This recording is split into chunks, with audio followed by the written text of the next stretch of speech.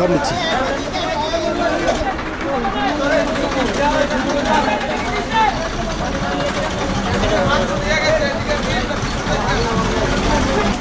এইদিকে একটু খাবারটা নাকি দিয়ে গেছে, ভেতর দিকে যাইতে বলছে।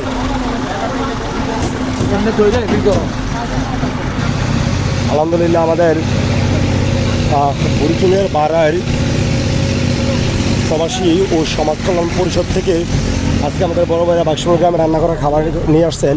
সাথে আমাদের বিশেষ করে বাক্সমুল সহ বিভিন্ন এলাকার দলীয় বিশেষ করে বিএনপি, যুবদল, স্বেচ্ছাসেবক দলের বিভিন্ন নেতৃবৃন্দ এখানে রয়েছে।